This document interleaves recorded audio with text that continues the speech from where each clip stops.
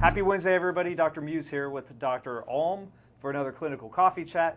And today we wanted to talk about something that, in my opinion at least, I don't know how much it's being done in the rest of the medical community. And that's using objective findings in our exam opposed to just relying on subjective findings like pain. So pain can be super subjective.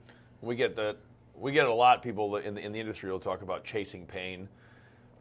If we've mentioned many times on the podcast where you want to actually go after not only the pain itself. Of course, people come in the door and they want to be pain free, but we have to look for the source and figure out what are the causative factors influencing it, so that we can actually not only get the patient out of pain quicker, but then we can also hopefully keep them out of pain with that. And that's going to involve a very thorough examination. So what we're going to talk about today is really how do you establish a diagnosis, and how is that different from, unfortunately, the traditional, the average in the industry is not spectacular, right. I don't think. Right, and we've talked about it ad nauseum, but we'll start with this. Mckenzie Method, which real quick, last weekend myself, Dr. Alm, and Dr. Meyer were in Kansas City studying the Mckenzie Method even further. Yeah, had a great time, picked up some good stuff.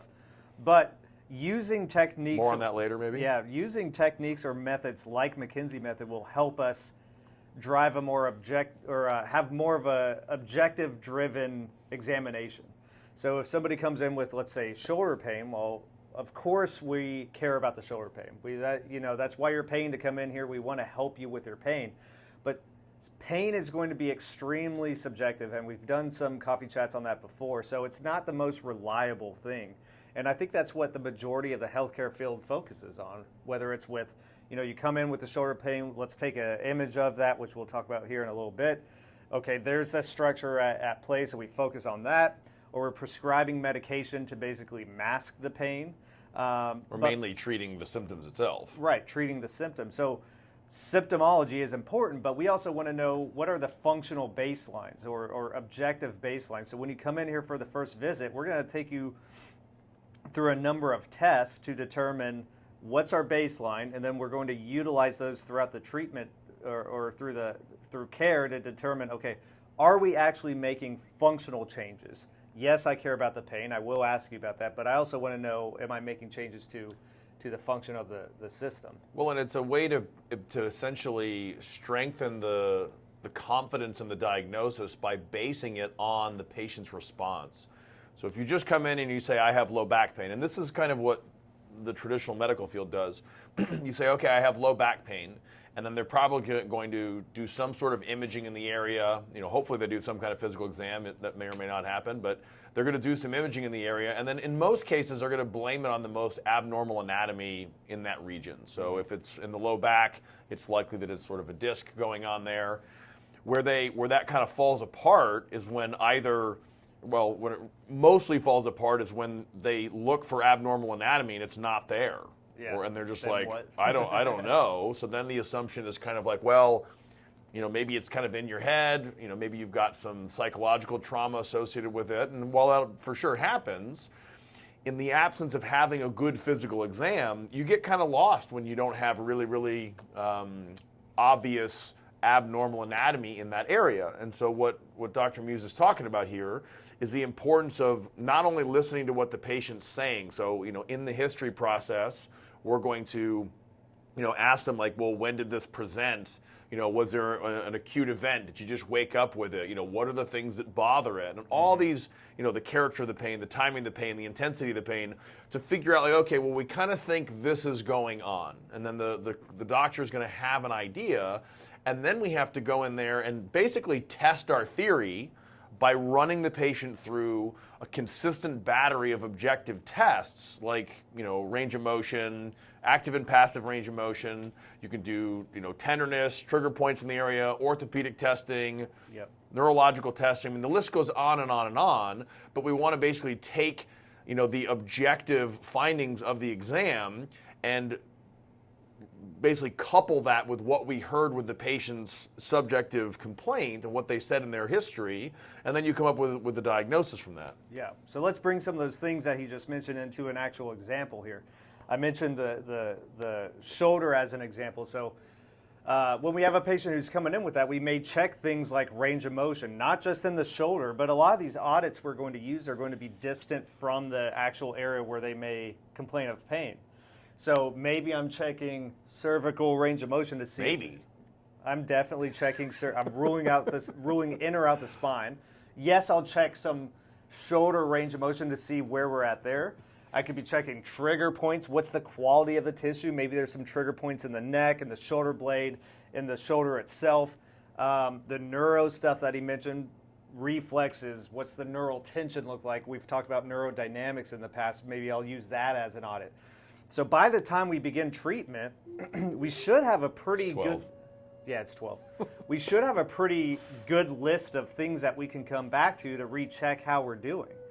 So, that recheck how we're doing is really where the rubber hits the road and what makes, I think, the nuts and bolts of a really great physical exam. And that's rechecking the baselines is what he basically described. So all those those objective tests that he just mentioned, those end up being our baselines. So we're going to run the patients through those things, establish baselines. You'll probably have 2, 3, maybe 4 different things that are like overtly positive. And then we're going to administer some kind of treatment. So that could be, all right, well, we suspect that it's coming from the neck or the low back, and so we're going to administer some treatment there. And then you go back to the baselines and you say, okay, well, what's the active range of motion? What's the passive range of motion? You know, are the orthopedic tests still positive, or are they now negative? And then you ask the patient, of course, you know, well, where are your symptoms? We care about not only the location, you know, but also the intensity, the timing of the symptoms, and we can listen to what you guys are saying and then basically compare that against what we're finding objectively. And as we go through that, you know, dose response model or treat, assess model, you just keep getting more and more confident with the diagnosis so that we know that what we're going to be doing with the patient will actually help, as opposed to what I call traditional stuff is just an educated guess. Right. You come in, you say, oh, my back's been bothering me. You take an MRI, you know, it's got a couple sort of things on there, so we just sort of guess that. There's no confirmation with this dose response model that Dr. Muse is talking about. Yeah, so in line with that dose response, you know, over the course of care, this happens all the time where maybe, you know, they're doing pretty well, so we're progressing upwards, but then maybe one day the pain's a little bit more present. Well, that's fine a lot of times for me. Obviously, we want the progression to just be a straight upward projection. But when that happens, well, I still need to go back and see, okay, are these other things improving? That gives me more of a tangible thing to go back and say, okay, well, yes, the pain's slightly worse today, but we're still making some changes functionally, and that still drives my treatment. Because if I'm still making some of these objective changes, well, then I'm going to push forward with the treatment method and see how does the pain respond as we push forward with the treatment. I mean, it allows you to really navigate through cases. Now, we love it when somebody comes in, we take a history, we do some objective testing, and we dial in the diagnosis right there, and then every visit they get better and better and better. That happens. But a lot of times the cases are complex. These are people that have had, their symptoms for 10 years, 2 decades, or, whatever, a long time. And so there's many layers to this onion. And the scenario where you just come in and you just diagnose it and treat it and then they get better every time. I mean, they have to, maybe they're training for something, they have to keep training, or maybe, they've got just a busy lifestyle and they're unable to avoid provocative movements.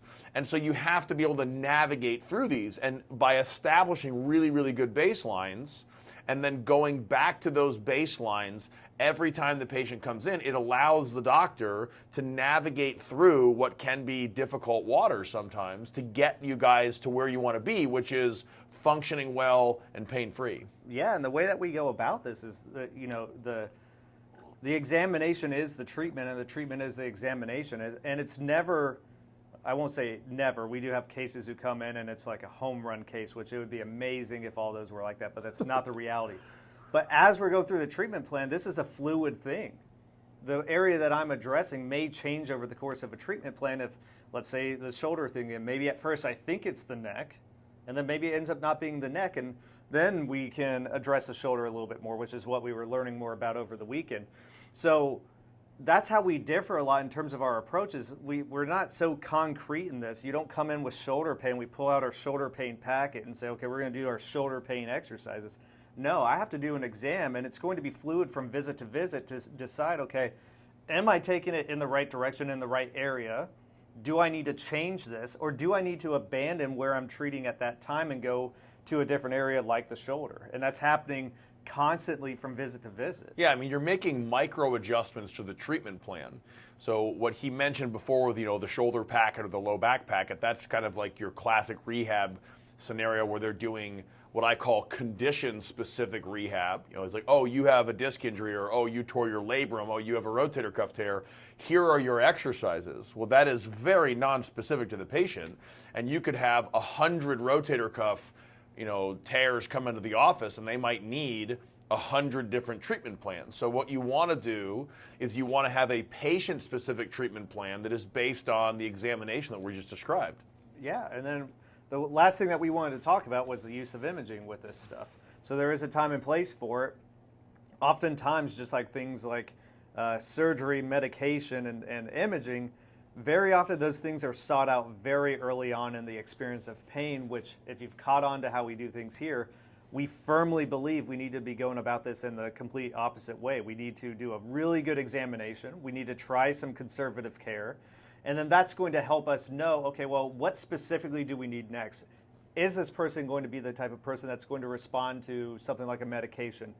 Do we need imaging? Are we worried maybe there is some more pathological, structural stuff going on that needs some other kind of therapy? And then for those who think they may be going down the surgical route, well, I oftentimes tell people, once we go through this conservative care and let's say it doesn't work out, well, now I can confidently say you're going to be a great candidate for the surgery, and then hopefully outcomes are going to be so much better than the person who goes straight to surgery from the get-go. Yeah, and we're going to do imaging or prioritize imaging essentially backwards from what most of the medical field does. In most cases, the diagnosis is established, and this is very common in athlete orthopedics.